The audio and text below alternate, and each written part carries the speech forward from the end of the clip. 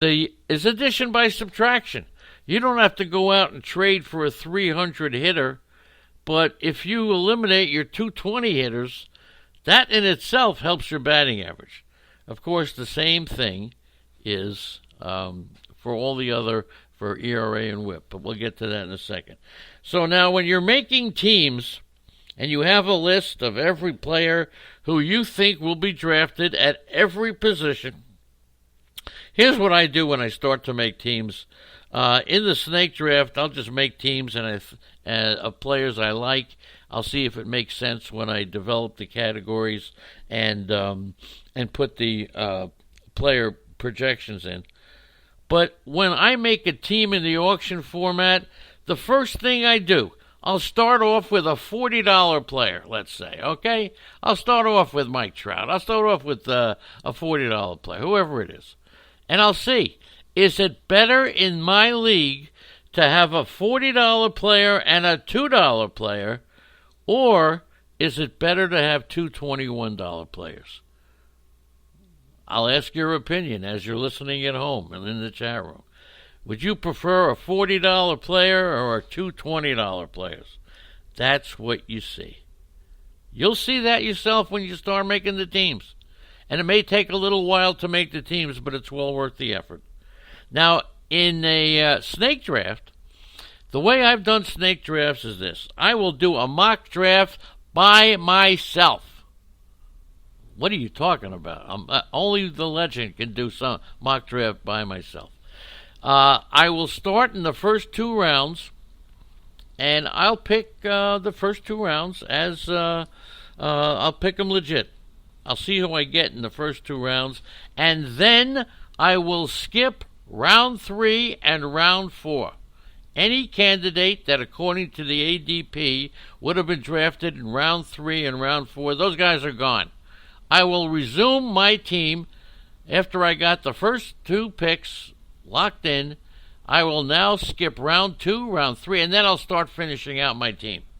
This is a very difficult exercise, but if you use the average draft position, you'll see what kind of a team you can come up with, and you won't have anybody in round 3 or round 4. And I have done fairly well in doing this, and it's a very interesting way to prepare for a draft. Okay. As I mentioned, the keepers, very tough. The keepers are very tough. You'll have to make an educated guess, but that tells you, don't just go generally speaking that I got 10% inflation. I can't even tell you how many. I can, but I don't want to tell you. All right? Okay? Of course, there's a lot involved in whether or not you want a $40 player or two $20 players. It depends, but put it down. That's what you're doing to find out if in your league, and especially in a keeper league, okay? So identify the keepers, make sure that you use their values. I tend to take, with the scarcity of stolen bases and the scarcity of and the way to get power, I don't want the one-trick pony. I certainly will never draft an outfielder who's going to give me only stolen bases when you give up the possibility of getting RBIs from an RBI position, which is an outfielder. You are burying yourself. I can see doing it at second or short, but not in an RBI position. An outfield is an RBI position. I will not draft a one-trick pony outfielder. I won't even draft a one-trick pony outfielder at all. But here's what I do. There are 9 players, okay, who were 2020 last year. Only 9 players, 2020. Try to grab 1 or 2 if you can. And there were 34 players who had double-digit home runs and stolen bases, okay? But only 9 were 2020.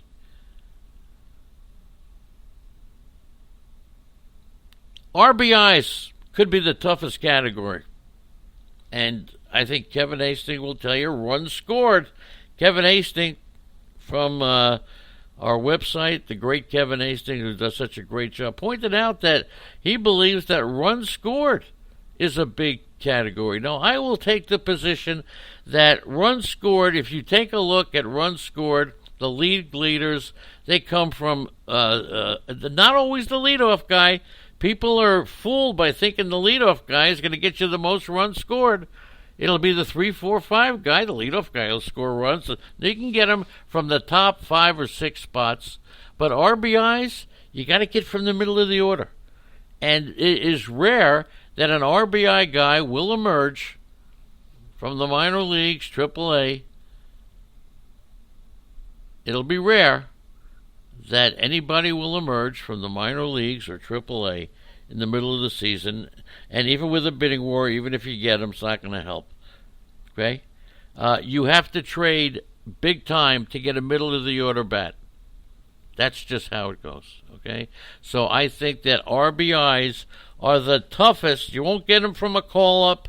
You'll have to trade. You got to trade for a number 3, 4, or 5 guy. Okay? I remember when we started in fantasy baseball, it was 4x4, and RBIs and runs scored were combined as a category. It was called R&Rs. Also, be careful that when you're doing your projections, oh, good, I got 310 home runs. Okay? Be careful. If you get a lot of home runs from your leadoff guys, be careful of runs scored. That's why I tend to shy away a little bit, even from George Springer. You can't be guaranteed that anybody batting leadoff, even in the American League, even on the Houston Astros, you can't be guaranteed if they're batting leadoff that they're going to snare you 95 to 100 RBIs. Okay, can't do it. So just be very careful. We're talking about the control the draft theory, about making lists, about putting dollar amounts down, about practicing by doing a mock draft by yourself, and drafting the first 2 rounds legit, skipping the 3rd and 4th round.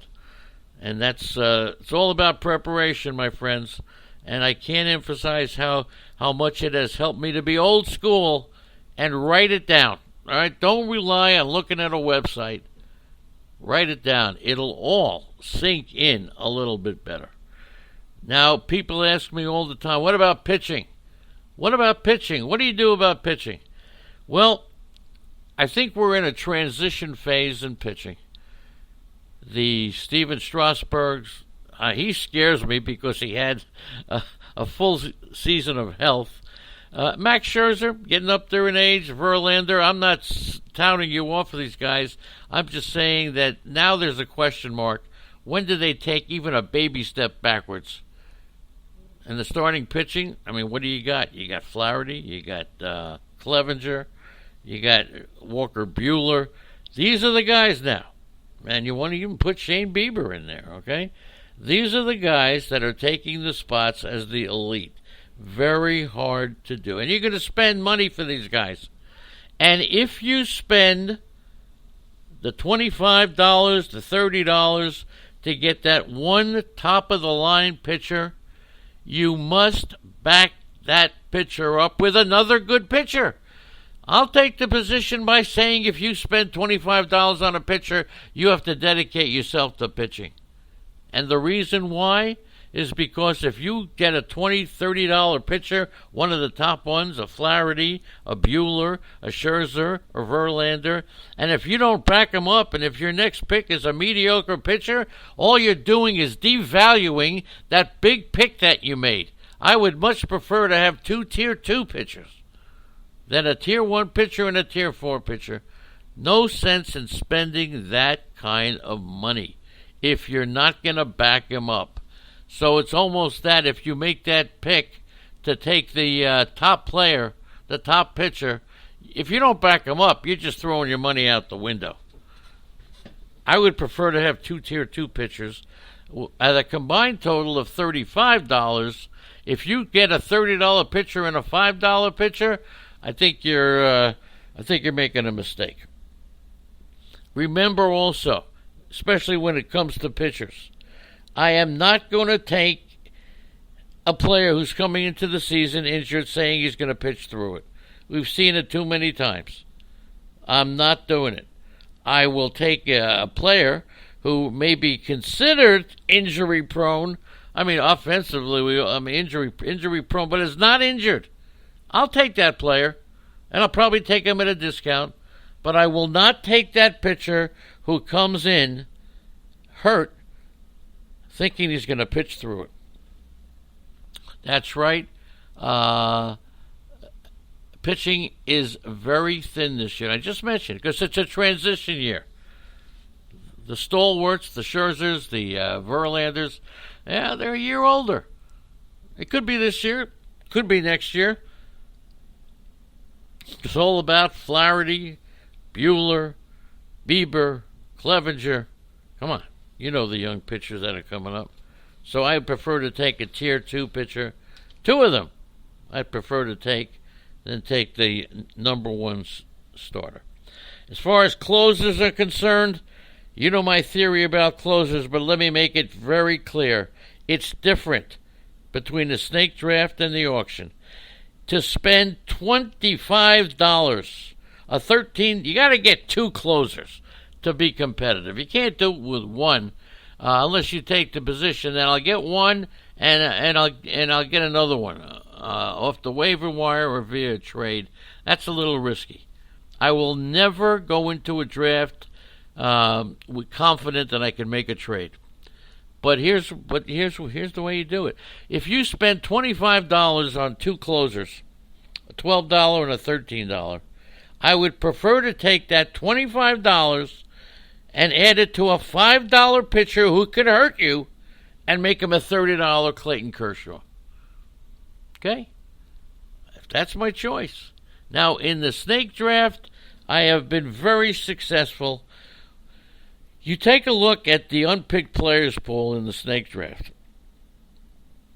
and you see, is there anybody left who can really help me? Is everybody basically the same now? Can hit you 240 with 23 home runs? If that's the case, if you find that spot, you take the next 3 closers available. And they may not be the big ones. But you'll wind up with 2 or 3 closers, and they will get you into the save category. You do not have to win every category. When you're drafting, you have the ERA, you have the whip, you have the batting average. Batting average is very interesting because if you can, I'm telling you, batting average is really cool. You don't need 300 hitters. You don't need 300 hitters to win batting average. Not even close. Okay? Don't need 300 hitters to win batting average. And here's the reason why. And once again, we will have all of these. We will have each and every one of these totals and statistics in the draft guide. It'll be a lot easier for you to remember it. But if you take the position that